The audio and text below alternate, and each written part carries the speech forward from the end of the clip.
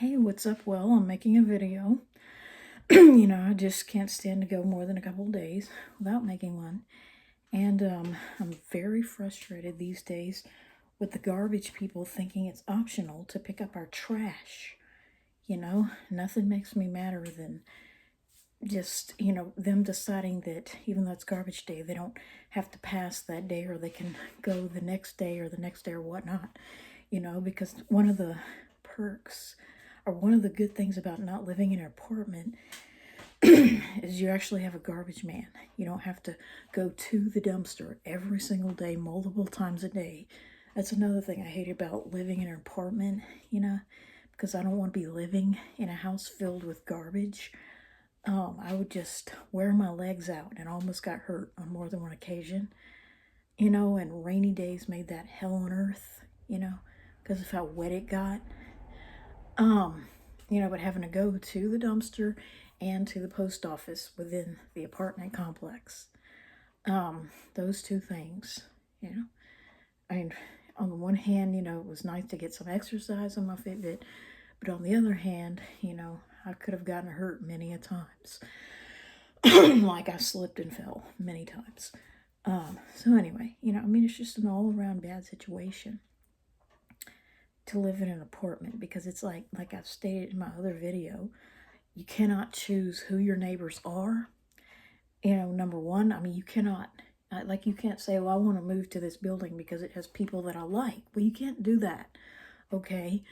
And number two, even if you could do that, you know what I'm saying? Even if they could show you a picture of every single tenant in each building and tell you everything there is, everything that they know about each person, you could move there, and guess what?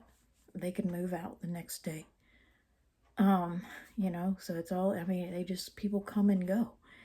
And, and it just makes me so mad that it's like, you cannot control what goes on in your own building. It's like living in a house where you can only control one room out of the whole house, one big room sectioned off into smaller rooms. That's what it is.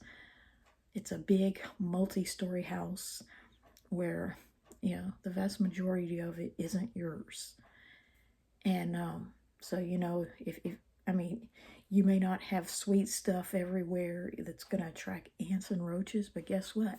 If your neighbors do, they're going to visit your place as well. You may never have smoked a cigarette in your life like me, but you could move to a place where everybody besides you either smokes or vapes.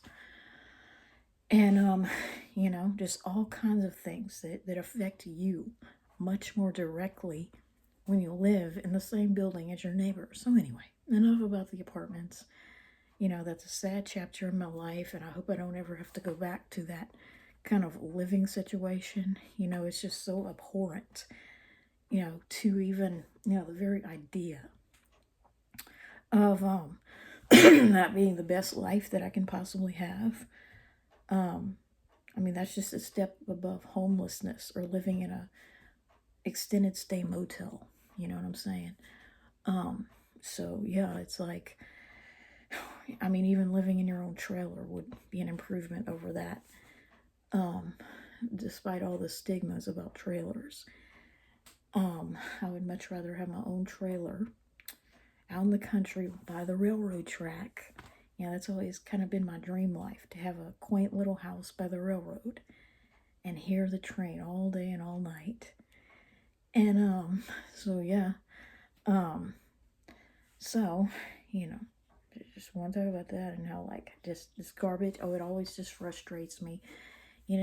Just a few things in life more frustrating than garbage people who don't pass on the right day at the right time when they're supposed to.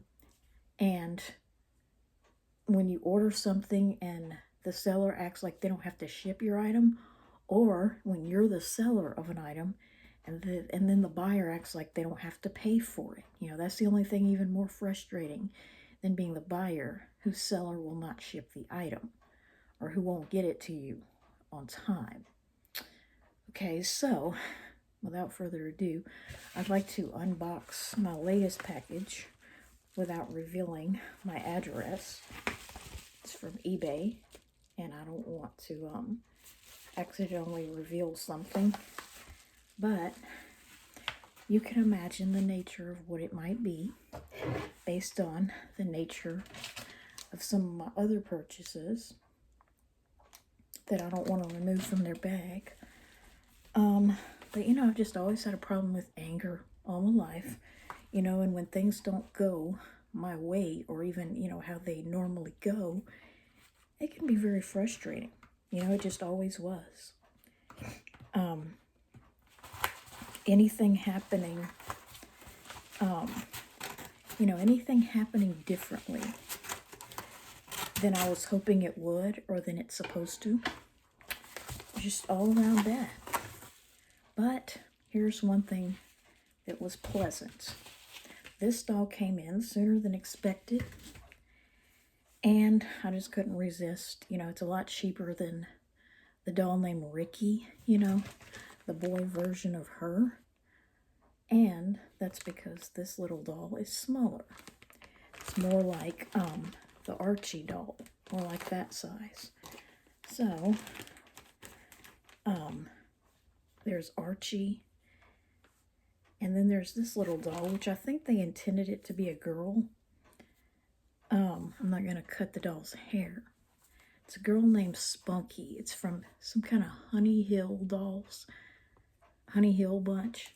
And it's in really good shape for an old doll like that. Like, I didn't even exist when these dolls were manufactured. And I think the way it used to work, see, people act like this non-binary stuff is brand new. You know, like people just started like deviating from gender norms. Well, that's actually not the case. What's new is all these stupid pronouns that they use to describe themselves. Because there was a time, I mean, I think they're all supposed to be girls. I don't think there's any boy dolls, or there's no official boy dolls in the Honey Hill dolls, but they're little girls that are dressed in a very unfeminine way, like a very androgynous looking doll. Like, I couldn't tell that there weren't boy dolls because I thought some of them were. Well, this doll, her name is Spunky, but I think she looks like she could be a boy, personally, because, you know, I mean, there are boys with longer hair than that. And this idea that boys have to be dark-haired is just ridiculous. You know, my mom just really makes me mad, or she always made me mad when she says, like, she likes dark-haired men, you know, and therefore she had to marry my dad, who clearly isn't white enough. You know, I wish it's not so much my dad's hair color that bothers me, because, I mean, that changes, as you well know, throughout the lifespan. I mean, a kid like this, you know, wouldn't grow up to have hair that color. They'd become more like this. And then, of course, when they get older, they'd gray out, just like everybody else. But it doesn't bother me so much that my dad has dark hair. You know, that doesn't really matter. I just wish that his skin tone could have been a little lighter like mine, so that I could have half the melanin that I have. You know, because my mom is just really white. And I like to think that I'm pretty white because I have 2 X chromosomes. You know, one of the perks of being female that I didn't realize is that if your paternal grandfather is your darkest grandparent, a lot of times as a girl, you know, like you have a mixed father and a white mother, and a lot of times as a girl you will end up lighter than your brother, for the simple reason that you don't get that Y chromosome. Therefore, it's like you got your father's X chromosome, which came from his white mother, and then of course you have another X chromosome from your white mother. So basically, my white paternal grandmother and my white, you know, lily white mom. I mean, she's almost as white as the wall. Not really, that's an exaggeration. I mean, we're pretty close in color. But neither of my parents have blue eyes. But, you know, it's just, a lot of times you know, that's why daughters tend to be, on average, a little lighter than their brothers. Because if the dark genetics were from the paternal grandfather, a lot of times as a girl, since you don't get the Y chromosome, you don't get as many of the darker genetics. Hence my lily white complexion that I work hard to maintain by not going out in the sun. I'm a heliophobe, not a heliophile. Okay, so and really that may have even hurt me at the apartment when the vast majority of people spoke Spanish, and they probably looked at me as someone they didn't like. They didn't like people with my skin tone, and tried to shoo them out every which way they could. And that's why, white people tend to not stay very long at apartments like that. And so, this is for now my alternative to getting a Ricky doll, the playground kids, because this one was a little bit cheaper, but not enough cheaper. But I think of it as a little boy. And instead of a stupid name like Spunky, I want to call him Sam or Sammy, because that could be a boy or a girl. Oh, if only my parents would have named me Samantha. I'd have been going by Sam since elementary school. So, it's just another little dolly. So, that's my collection of cloth body, vinyl or rubber head dolls. Which if only they would have made more of them and made them look even better.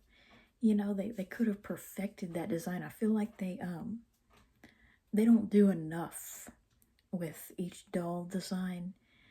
I feel like it's like they make enough money off of a certain kind of doll, and there's maybe a few knockoffs of it, but then they don't really, I feel like they don't expand the variety enough. They could have made them in all kinds of different sizes, and oh my gosh, they could have done so much more with this idea, this design. You know what I'm saying? It's so simple to make. I mean, you could practically make one yourself if only they would sell like heads, hands, and feet individually, or feet that look like shoes. I mean, I could literally make a doll like that, and they could have like instructions, like you could order them custom, and you could actually make your own with a sewing machine and some stuffing, which I've made a similar project a couple years back at the apartment. So what I want to talk about in this video, definitely feeling better. I don't know why my throat still cannot be cleared. Glad we're in March. I'm wearing my teal earrings, but I mean, I just wanted to talk about how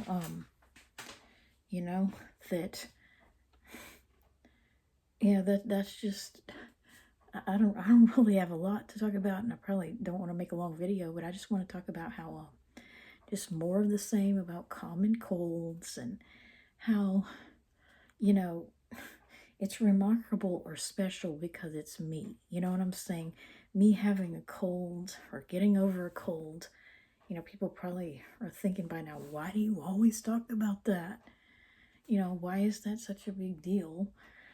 That I've been having colds all my life, maybe not the same number at the same ages that other people tended to have, but it's remarkable and special because it is my obsession.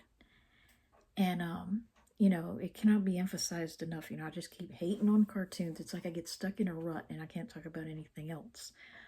But just hating on cartoons in general, because I just, I really just, the older I get, the less I can tolerate them. You know what I'm saying? It's like, my mom told me this when she was about my age or in my age group, and it's starting to ring true that I would ask her, why does she have to mute every commercial, or why do commercials bother her so much? And even my dad, that they just can't even tolerate any of them. And she told me that, well, when you've lived as many years as I have, you just don't have enough time left that you're willing to waste on things you don't like. You know what I'm saying? Like commercials with annoying songs for products you'll never use. um, and I'm starting to fully understand that. You know what I'm saying? It's like 30 seconds here, 30 seconds there. Didn't seem like much when I was a teenager with my whole life ahead of me. Because I didn't like it when she'd mute them, because then sometimes we'd miss part of the show when it came back on. You know what I'm saying? Um, but now I am starting to fully understand that I cannot bear to watch anything that I don't 100% enjoy for any reason. A song, a commercial, a show, anything. Even if I've seen it before and enjoyed it in the past, which really, I mean, that's all the more reason not to watch it, because it's like I already have it up here. Why would I need to, you know what I'm saying? It's like, why do I need to re-experience something, like Home Alone? Like, it wasn't a bad movie the first few dozen times that I saw it. There's nothing wrong with Macaulay Culkin. It's a good movie, but I do not need to see it yet again and again and again. You know what I'm saying? And it's like that with every movie. I feel that way about movies, cartoons. Oh, I guess I could title this video my Discomfort show, because I was somewhat responding to how these people talking about, Rugrats, and how, they can't stand people with diaper fetishes that fetishize the cartoon. Well, what the hell do they expect? It's a stupid show that's centered around diapers. I mean, the first thing you see in the stupid introductory song, which I've grown to despise, is a freaking diaper. Okay, what do you expect? You know what I'm saying? Even shows that have nothing to do with diapers will attract those kinds of people. Just the fact that they're a children's show will attract those people, just because they have a fantasy about being a child. But then, with Rugrats, it's like, well, I mean, it's their show, basically. I mean, they couldn't have made a show that was more for a diaper lover. The combination of intelligence plus diapers, that's their dream. They want to have their adult intelligence and sexual maturity downstairs, but, they want to wear diapers. And, the reality, the truth of the matter is that I'm pretty sure diapers were not even invented for babies. Well, disposable ones, that is. I mean, there's always been a cloth as a backup, but the kind that we think of today as diapers, disposable diapers, were probably invented for astronauts, if the truth be known. So it's ironic how the most intelligent male adults, intelligent white males, were actually, I mean, that's pretty much why everything is invented. Even the things that you think are for little girls, were actually, they're actually based on something that was invented for men for a disgusting reason. And that's why there's a dearth of boy dolls, much to my dismay. Because, the reality is that Barbie wasn't created for little girls. She was created for men to fantasize about women. You know what I'm saying? Women by and large have no need to fantasize about men. And I don't fantasize about men. You know what I'm saying? I have no fantasies about being penetrated or having a man or anything like that. And so women, because women are not the ones wanting a blow-up doll or a mini doll to undress, the only male dolls pretty much were invented for homosexuals. And that's why little boys, are the least common doll. And, for me, the most sought after, not for that reason, but because they're so uncommon, due to the fact that it is, because the word doll in and of itself is, well, it has a sexualized connotation. It's like, it really refers to a woman that's beautiful. You know what I'm saying? A woman that's so pretty that she might as well be an inanimate object. And, I think it's just really sad that people have to see dolls in that light. Why can't they just be, things that look like humans? You know what I'm saying? Collectibles. Why can't they just be, something you enjoy having, like you collect jewelry, you know what I'm saying? Just to remind you of your favorite character, or, maybe a person that you've known in real life that you'll never see again. But, you don't have any sexual feelings toward them. You just like how they look or something. Um, or, a kid that obviously has grown up and doesn't look like that anymore. Like a 3D, like, drawing or artwork. You know what I'm saying? I see dolls as a work of art. I don't see them as something to play with. I don't see them as anything sexual. I just see them as 3D artwork. Like you would draw a picture, you know what I'm saying? And they can also be very useful in helping you draw pictures. You know what I'm saying? When you can't get a person to stand still and, you know what I'm saying? Like if you wanted to draw a person, in whatever position. Well, obviously, I don't have any friends and I can't like get somebody to sit still and let me draw them. Well, the next best thing would be a doll. I could use some kind of a doll and pose the doll and try to draw it. That was the original reason why I wanted to get into dolls in the first place. And, I feel like, that is my real interest in cartoons. I have no use, especially at this point in my life, with with I have no use for animation because I feel like just like annoying commercials, it's a waste of time.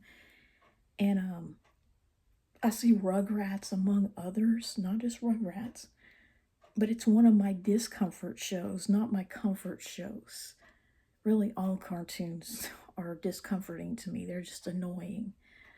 But because like the reason why I'm into things like Rugrats and the reason why other people are into things like that, it's like it's totally different. You know what I'm saying? My interest in cartoon begins, my interest in the average cartoon sort of begins and ends with what type of dolls it could cause to be manufactured. You know what I'm saying? And that's why I have no use for like personified animals, or like in my other video about like anthropomorphic animals talking, because I have no use for that. You know what I'm saying? It's like all that can ever cause to be mass produced are stuffed animals and figures of animals, and I don't have an interest in animals like that. Um, like if I want to see an animal, like if I really wanted an animal in my life, well, I have a cat, but I mean, I'd much rather have a real animal. I could get a real animal. It's people that I don't really have in my life. And so, I like cartoons insofar as they make it possible to add more dolls to my collection. That's what I like about them. So, and that, like, other than that, I don't really care that much about the show by and large. I just had a few, like, specific episodes that I would get obsessed with for various reasons. But, there's just so many things about them. And as I've stated before, I don't have to justify why I feel that way. I don't have to justify why I don't like cartoons or watch them or why I believe what I believe about them. I don't have to. And like, as far as like the disconnect, the mental disconnect that I've talked about is, the way that other people feel.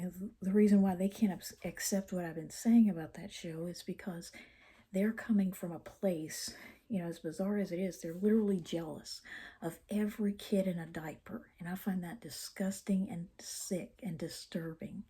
They like diapers so much that they're secretly jealous of every baby in a diaper. And they don't like the thought of girls, especially over age 3, wearing and using diapers, because it's like they don't want to be jealous of a girl. They think pooping yourself is a wonderful thing. They don't see it as a comeuppance. They see it as this wonderful activity, and they don't want to imagine a girl, even in a cartoon, having ever done it, or, they think it's so wonderful that they wouldn't want a girl to have that pleasure. Whereas I see it as this god awful like about the worst thing I can possibly imagine, short of being badly injured or your house burning down or something like that. It's about the worst thing I can possibly imagine would be, you know, like for, to do that as a teenage girl and have a male faculty member either witness it or find out about it. That would have been the end of me. And I often remind myself that because that never happened to me growing up, that my life could have been worse. At the end of the day, I always thank God that that didn't happen. Because no matter how bad my day is, I remind myself that it could have been worse, if that would have happened. So I see it as this horrible, god awful thing. And I think I speak for most women, especially or someone to find out, especially a male that you look up to, like a teacher. And so yeah, like so they're not coming from the same place mentally. A lot of these people that watch those stupid shows, they have a really warped outlook on life in general, and by extension cartoons. I only like them, I see them as just something like, I only like them if they can be made into dolls that I would want to buy. The more I want to have a doll of the characters, the more I like the show. The less I want such a doll, I probably don't even know the show exists or want to watch it. So yeah, it's like, and I just want to talk about how, the common cold, I keep talking about that, and how, one thing, as I stated before, I just always hated about cartoons. I hate the way they're so unrealistic. Well, in so many ways, but the fact that they hardly ever get a cold, or you rarely see an episode where they just happen to have a cold. I mean, unless the voice actor does in real life, and then they don't mention it. But I was just thinking about how like, see if this calculator's on. But it's, I find that the math is easier if, rather than you think about the number of colds that I've had, say, in a year or so, you think about it as how many did I have in a decade. And I'm pretty sure I had 42 colds or something. Yeah. Let's see, 20 in junior high, plus 18 in high school, plus 4 at 19, plus 5. Now that's 47 when I was like 11 through 19. And I know for a fact that at age 10 I had 3 or more. So it's over 50. Let's just say, let's see, divided by 10, at least 5 colds a year in my second decade of life. I have no idea about my first. So let's just say age 10 through 19, my second decade of life. Let's see. I had, well, if we went by 47 and divided it by 9, it's 5.2. So I probably had more at age 10 than age 11, but we'll just say I had at least 50, so over 5 a year when I was like, well, my second decade of life. And probably in my first decade of life, I probably had more. I don't know for sure. But so 5 colds a year when I was younger and going to school. And then, of course, in my 20s, I had 15.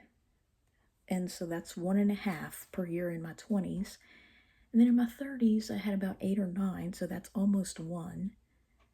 And probably the healthiest 10-year period was from 25 to 35. I had about 7 over 10, so that's like once every 18 months or so, almost 1, so over a year between colds.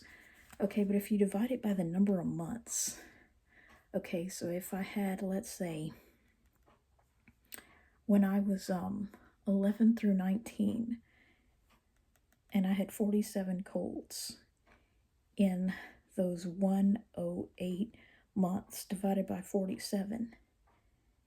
Every 2 months or so, yeah, about a little over, I would only go about 2 months between colds when I was in grades 5 through 12 or so.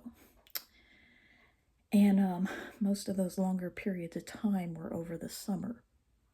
And then my later years, when I was getting up into my teens.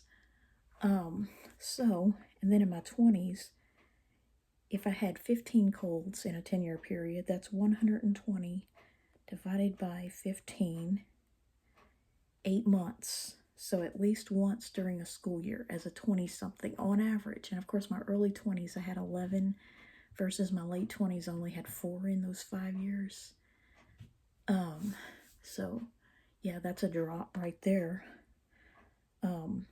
Let's say 60 divided by 11 equals about once every 5.5 months in my early 20s when I was still in college.